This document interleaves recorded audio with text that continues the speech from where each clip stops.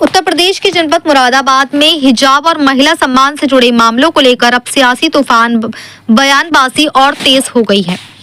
इसी मुद्दे पर ऑल इंडिया मजलिस-ए-इत्तेहादुल मुस्लिमीन AIMIM के प्रवक्ता तारिक अनवर ने मुरादाबाद में एक प्रेस कॉन्फ्रेंस आयोजित की। प्रेस वार्ता के दौरान तारिक अनवर ने समाज में हो रही खिलवाड़ और भेदभावपूर्ण घटनाओं को लेकर कड़ा ऐतराज जताया।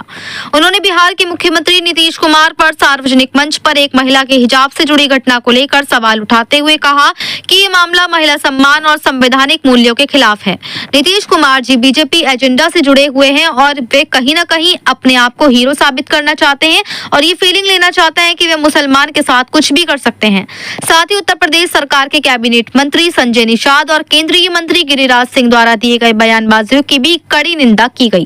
तारिक अनवर जी ने गिरिराज सिंह के बयान पर कहा कि उन्हें ये नहीं पता कि वे किस तरह की भाषा का इस्तेमाल कर रहे हैं।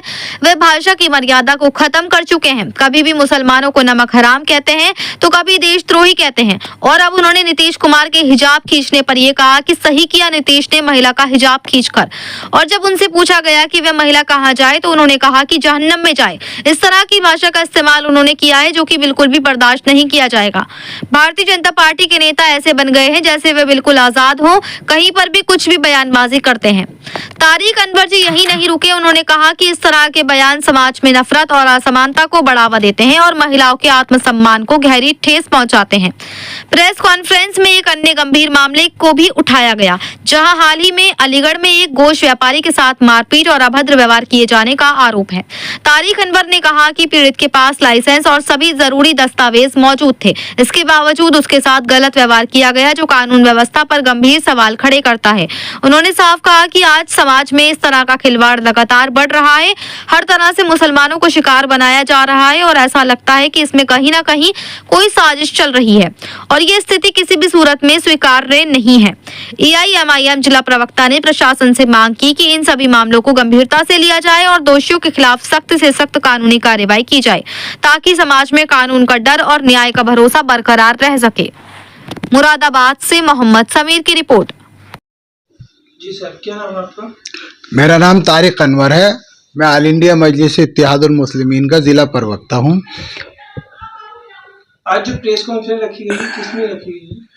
ये प्रेस कॉन्फ्रेंस नहीं बल्कि एक जो अपने ऑल इंडिया मजलिस-ए-इत्तेहादुल मुस्लिमीन जो महसूस कर रही है कि इस वक्त जो संविधान के साथ खिलवाड़ हो रहा है और ख़ास तौर से इसमें वो लोग बढ़ चढ़कर हिस्सा ले रहे हैं जिन्हें सरकार की पुष्टपनाही हासिल है। चाहे वो अलीगढ़ में एक गोश्त व्यापारी को मारा जाता हो, उसके पास रसीद भी है, उसके पास सारी चीज़ें मौजूद हैं, उसके पैसे भी छीन लिए गए, उसकी रसीद भी फाड़ दी गई और उसको मारा पीटा गया, जर्दोकोब किया गया उसे। और इसी तरीके से कहीं पर भी देख लें आप तो बेखौफ हैं वो लोग जिन्हें सरकार की पुष्टपनाही हासिल है। हर तरीके से मुसलमानों को निशाना बना रहे हैं, उनको एहसास कमतरी का शिकार बना रहे हैं। और इतना ही नहीं, हमें ऐसा लगता है कि इसमें कहीं ना कहीं एक बहुत बड़ी साजिश है। चाहे एक बिहार के मुख्यमंत्री एक मुस्लिम डॉक्टर महिला का हिजाब खींचते हैं, वो इतने अनजान नहीं है, इतने नादान नहीं है, लेकिन भारतीय जनता पार्टी के एजेंडे पे काम कर रहे हैं और वो भी अपने आप को हीरो वाली फीलिंग महसूस करना चाहते हैं कि देखो मैं भी मुसलमानों को एहसास कमतरी का शिकार बनाना जानता हूँ, मैं भी मुसलमानों की मजहबी जज्बात से खिलवाड़ कर सकता हूँ। और उसके बाद हमें देखने को मिला कि वो गिरिराज सिंह जो केंद्र में मिनिस्टर हैं, लेकिन उन्हें ये नहीं पता कि उनकी भाषा क्या है। वो भाषा की मर्यादा को बिल्कुल ख़त्म कर चुके हैं। कभी मुसलमानों को वो नमक हराम कहते हैं, कभी मुसलमानों को वो देशद्रोही कहते हैं, कभी कहते हैं मुसलमानों को यहाँ से पाकिस्तान भेज दो।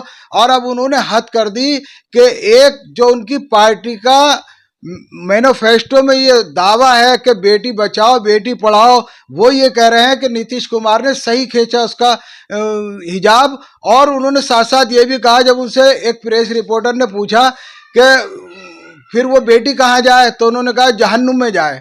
तो जहाँ ऐसी मानसिकता हो वहाँ पर हम किसकी तरफ आंख उठा के देखें। और फिर उनके खिलाफ कोई कार्रवाई नहीं होती। सुप्रीम कोर्ट बार बार इस बात पे तंबिया कर रहा है कि आप जो है हेट स्पीच ना दें, और पुलिस को भी वो कह रहा है कि जो भी हेट स्पीच दे उसके खिलाफ कार्रवाई करे, चाहे कोई शिकायत करे या नहीं करे। लेकिन भारतीय जनता पार्टी के नेता ऐसे हैं जैसे बिल्कुल आज़ाद हों, वो कहीं पर भी कोई बयान देने के लिए हर वक्त तैयार रहते हैं, चाहे वो मुसलमानों की मस्जिदों का मामला हो, या मुसलमानों के हिजाब का मामला हो, या मुसलमानों के कब्रिस्तान का मामला हो, या एनआरसी का मामला हो, कोई सा भी मामला हो, वो मुसलमानों के ज़मीरों को झंझोड़ने से, उनकी धार्मिक आस्थाओं को ठेस पहुंचाने से कहीं नहीं चूकते। और शासन प्रशासन और खास करके मैं यहाँ ये भी कहूँगा कि मीडिया भी एक तरफा काम कर रही है, एक तरफा बात कर रही है, इंसाफ की बात नहीं हो रही है। बांग्लादेश में हिंदू की हत्या हो रही है।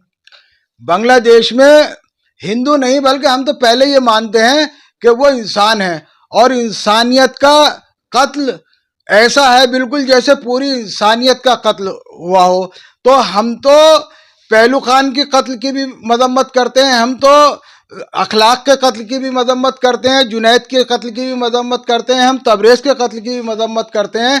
जहाँ जहाँ बेगुनाह मजलूम लोगों का कत्ल किया जाता है, भीड़ के जरिए मॉब लिंचिंग होती है, हम उसकी मजम्मत करते हैं, और उनके कातिलों को, जो उनके गुनाहगार हैं, उन्हें सख्त से सख्त सजा दी जाए, इसके लिए हम हुकूमत से मांग करते हैं। नहीं, बांग्लादेश में एक हिंदू की हत्या हुई, हिंदू की हत्या हुई। भाई हिंदू की खास बात क्या है, मुसलमान मरे या है तो इंसानियत का कत्ल, वो चाहे मुसलमान का हो या सिख का हो या ईसाई का हो, इंसानियत का कत्ल क्यों हो रहा है वो दूसरे मुल्क की बात है, वो हमारी हुकूमत टू हुकूमत बात होगी। लेकिन हम तो बात पूरी दुनिया की कर रहे हैं कि कहीं पर भी इंसानियत का कत्ल नहीं होना चाहिए।